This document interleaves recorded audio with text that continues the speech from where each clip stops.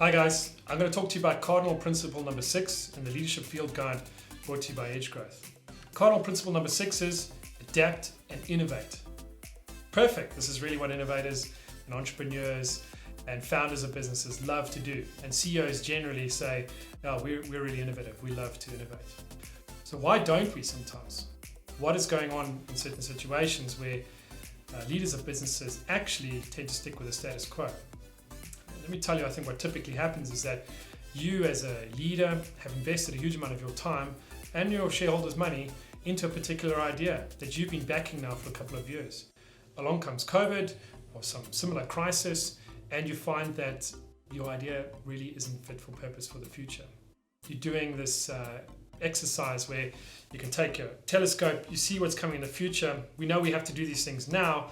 Disruption is coming. We really got to make these changes. And when we look at it under the microscope, or under the magnifying glass, as I call it, that we see many things in there actually that we have to cut out of our businesses that are no longer relevant for us. It's very painful. It's a very hard thing to do. Let me give you a personal perspective on this. I grew up on a farm, a vegetable farm. My parents, over the years, have had multiple hailstorms that what it does is that it damages your vegetable crop. And the first few times round, what we tried to do was rescue the crop that was there. Pick what you can and try to look after that plant until it can recover and give you a little bit more tomatoes or more lettuce or something else like that. So that is one approach. Unfortunately, you spend all your working capital looking after a dying plant, which in the end turns out to be a very bad idea. What they've since learned to do is the day after the hailstorm, you get in there, take out what you can, and then you send the tractors in and you plow it under.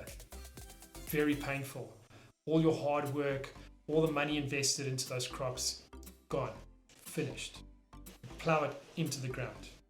But then you take whatever working capital you have left and you're putting it into new seeds, new seedlings, new crops that you will harvest then in a few months' time. And it's the same for us in our businesses. Every bit of working capital we have now must go into the things that will make a difference in the future. And that will often mean making some painful decisions about your innovations and your brainchilds, the little babies that you've been growing, that you now have to say, look, we're not going to invest in that anymore. We are focusing on this very narrow part of our business. That is real innovation. And if you haven't done that, if you have not taken some of your great ideas and you've buried them, then I don't think you've gone through the full process of being an innovative entrepreneur, because it is a process of creative destruction and you just have to get used to it. It's tough, it's hard.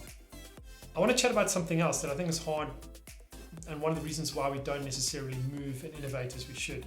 And that's got to do with something around our peripheral vision. So if I look towards you, I can sort of see things in my peripheral vision, but when I'm really focused, somebody can stand next to me and I won't even notice that they're there.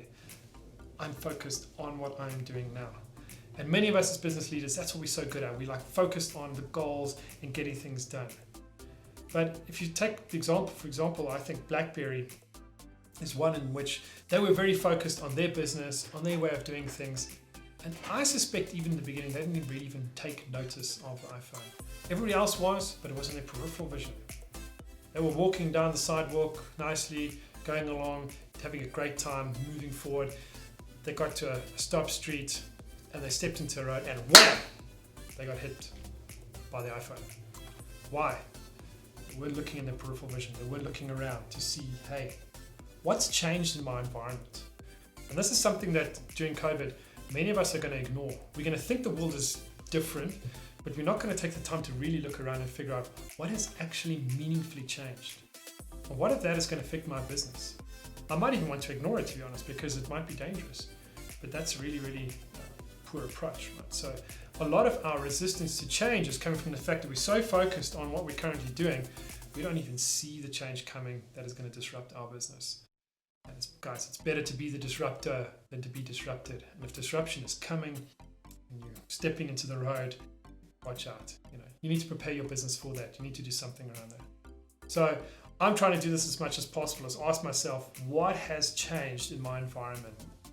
Where are the effects of COVID, remote working, the fourth industrial revolution, all of this, where is this going to affect me? Where is it going to hit me?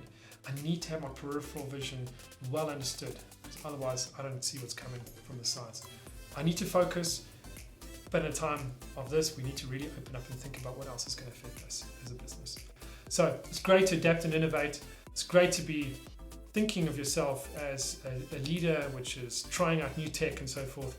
But beware, we have some built-in problems around this. And one is we hate to give up on investments that we've already made. We have this love for the sunk costs. And secondly, we don't notice what's going on around us clearly. We don't look into our peripheral vision.